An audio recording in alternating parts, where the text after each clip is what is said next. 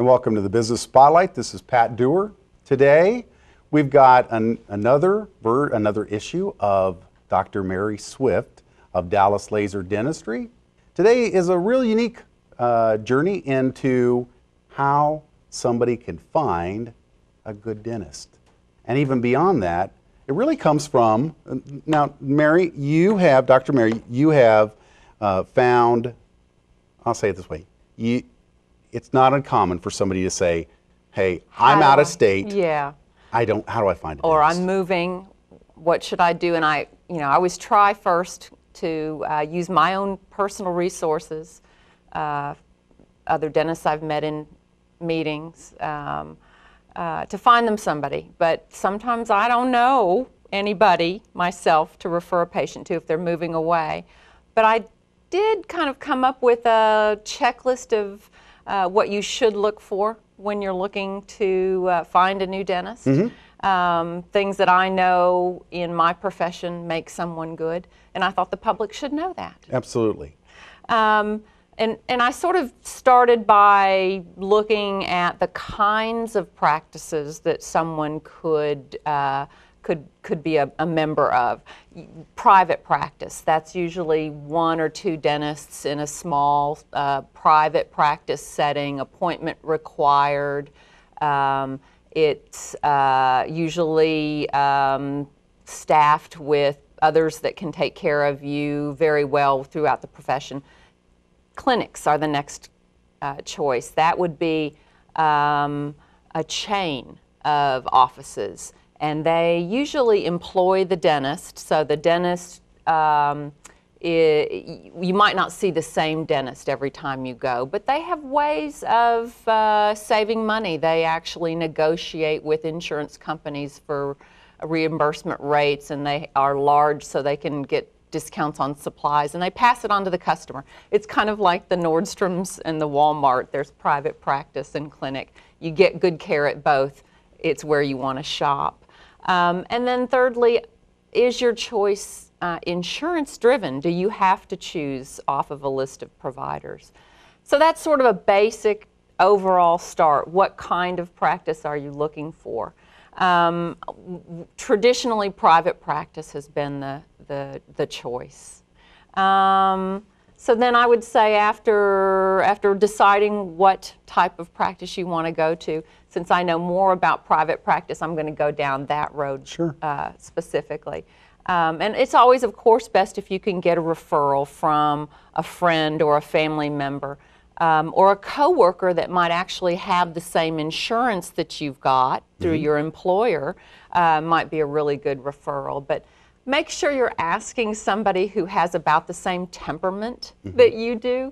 If you're the kind of person that would put up with anything and real easygoing, and you're asking somebody who is a control freak, so kind of get your referral from somebody that you think you would like the same people. Right. So, so that's sort of a start. Then from there, I would look at: do you have any special needs?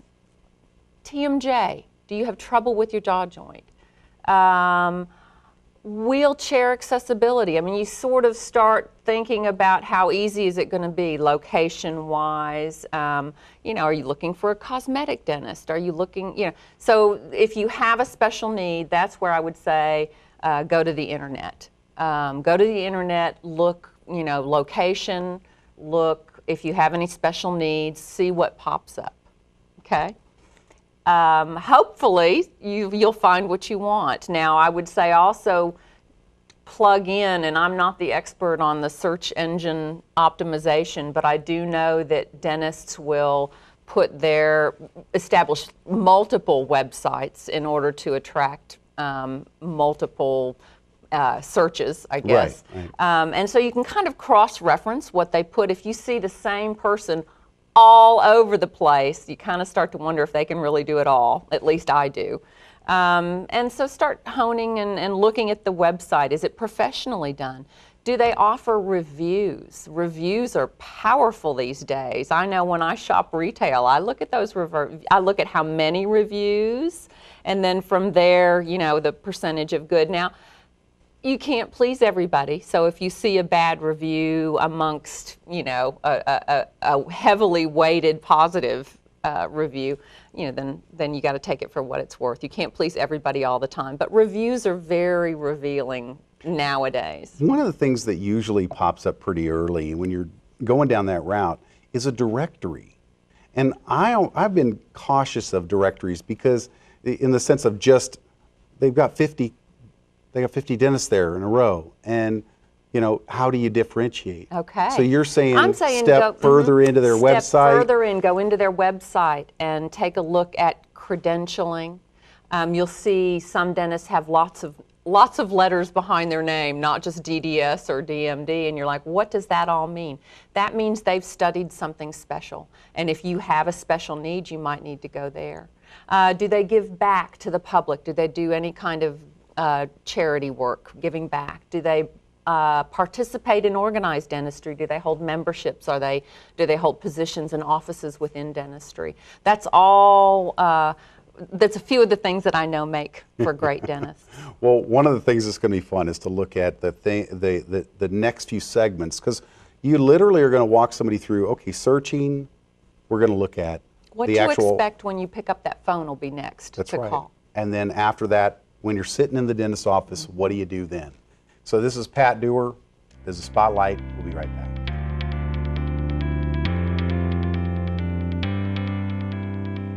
I've worked every position in the office. I've been a dental assistant, I've been a hygienist, and now a dentist. And it's made me a better caregiver on every level for my patients. One of the things I think I've learned over the years is where to put my technology money. You can buy the latest and greatest and it sit on a shelf, or you can figure out within your practice what's going to make the patient experience better. My practice offers several cosmetic procedures that are enhancing smiles with whitening, with Invisalign, the invisible braces, with porcelain work. So we see people's lives improve when we give them a beautiful smile. That's rewarding.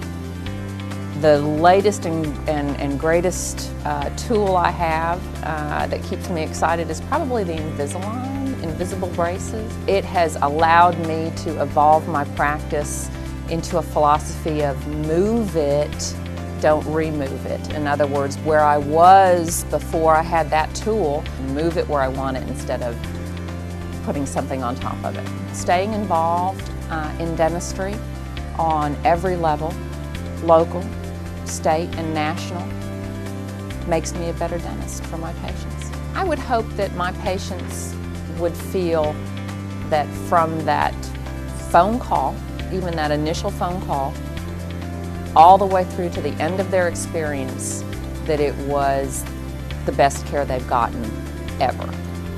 When a patient, especially a very nervous patient with some dental anxiety, when they send their friends and family to us, then we know we've done a good job.